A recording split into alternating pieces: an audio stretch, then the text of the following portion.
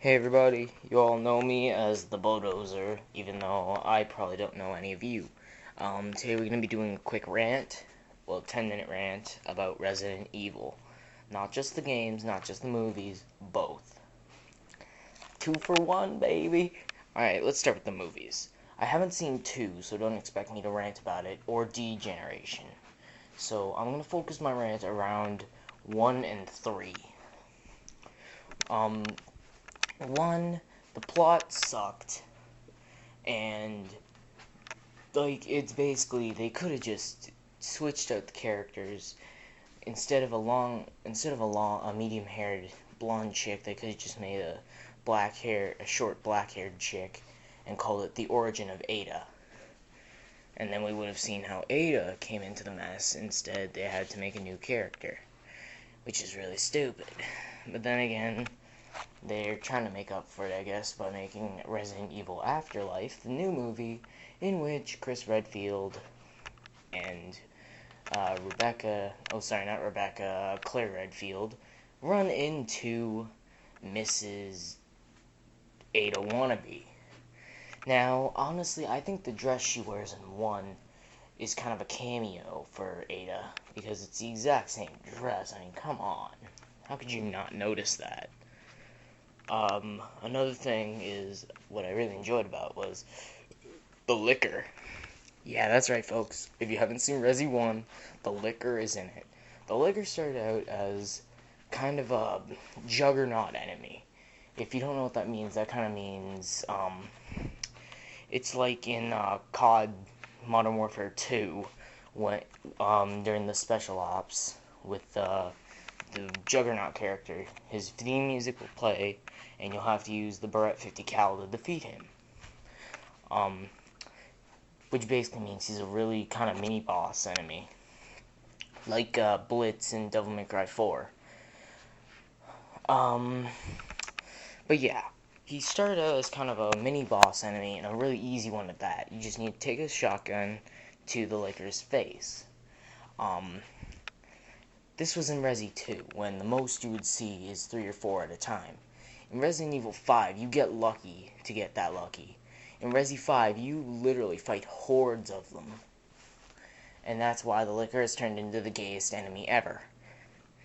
In Resi 2, I have not seen, but I've heard it's pretty good.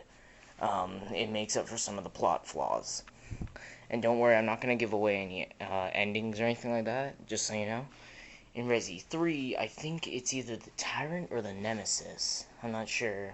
I haven't played enough of the original Resi games to know which one's which. But basically, the only thing I'm going to give away about this one is something that probably everyone already knows. Carlito, I think his name is, blows himself the fuck up. Yeah, that's right, folks. I'm going to tell you why. Because, you know, everyone already knows. He was bitten earlier in this big zombie horde match. And they're driving, he starts coughing up blood, and they decide, you know, they're going to use him as bait. And, you know, he decides this, so he basically just drives into the horde. His truck flips over, he finds some dynamite, lights up a cigarette, and boom! No more Carlito. I think that's his name anyway, whatever his name is. But yeah. Then, you know, we have the new movie coming out soon, Afterlife, which is basically going to be live-action Resi 4, or Resi 5. Except, you know, there are a few differences. I don't think there's going to be a Sheva character, because she was only added into the game to make it not racist. Even though she doesn't even look black. And you know what? The game was still called racist. But yeah. And instead of Jill Valentine being possessed by Wesker, Claire Redfield. Yes, that's right, people. Claire Redfield is possessed by Wesker. Don't ask why, don't ask how, people. Just trying to save money, I guess, you know? Be idiots. Man. Alright, now let's go on to the game, since we're halfway through the length of the video. I haven't played too many of the original ones. Resident Evil 1 through 3. Actually, 0 through 3. And, you know, anything in between. Um, I don't really like the controls, how you would go, left on the control stick to turn around, then you have to press forward to move. I played Zero, I could not get around. I don't even know how to do anything. Um, 4 and 5, I would have to say, are my highlights. 4 is the second part of Leon Kennedy's story.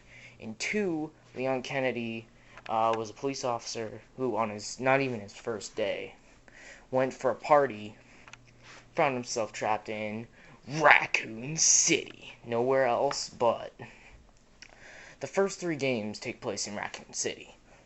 Don't expect me to go too far into anything except for 2, but I could use what I've seen from Umbrella Chronicles, which is a first-person rail shooter, which basically narrows down the first 3 games in a nutshell. Resident Evil 1, apparently Rebecca Chambers goes missing, and they have to go find her. They find her, they save her from a giant snake, and then all hell breaks loose in Raccoon City. Resident Evil 0, Rebecca and a bunch of others, characters that aren't even in the game, go to look for this guy named Billy, who apparently killed like 21 people. And they meet up on the train, and of course, they become partners. Resi 2 is the one I've seen all the way through. What it basically is Leon Kennedy finds himself, like I said, in none other than Raccoon City on his first day of the job. He finds, I think it was Claire Redfield. And therefore, you can start playing 2 parts of one game, the Claire Redfield part and the Leon Kennedy part. You also meet Ada and the Licker. Ada apparently dies, and that's the end of her. Resi 3, Jill meets a new character, and they go through Raccoon City. Resi 4, Leon Kennedy's story part 2. After Raccoon City, Leon became a Special Forces agent, only to get tied up in the exact same incident again, except in this time, instead of zombies and a city, it's a bunch of different places and weird people. He meets up with Ada again, finds out she's working for Wesker, blah blah blah blah blah, all to rescue the president's daughter. And expect a walkthrough on this as soon as possible. Same with Resi 5, which is basically Chris Redfield goes on another one of his famous missions, runs into Sheva as his partner so that, the game wouldn't be racist. And then they run into the same problems as Leon. There's actually a Leon cameo where they mention the Kennedy report, like the Ganado. And I'm going to quote Chris on this. They're acting like the Ganado from the Kennedy report. Yeah, and it's basically going to be Afterlife, except a video game. Apparently there's, Dark Side Chronicles, Umbrella Chronicles. Dark Side Chronicles is apparently another Leon Kennedy game. And, Umbrella Chronicles is, basically a first-person rail shooter, which means you don't need to move. You just need to move the crosshairs across the screen. It's like House of the Dead Overkill or Dead Space Extraction. Or one of those games you might find in an arcade machine. So yeah, anyway, like Doom kinda. And, so yeah, it's a tale of the first 3 games. Rebecca Chambers and Billy in 0. Jill and Chris in 1. And Jill and I think some dude named Carlos or something in 3. So yeah, that is my rant on Resident Evil. Expect more on, games and movies and events in which stuff happens. But yeah, all in all, the Resident Evil movies, 3 out of 5. Resident Evil games, first 4 are a 2 out of 5 because I haven't played them, so I'm not going to give them justice.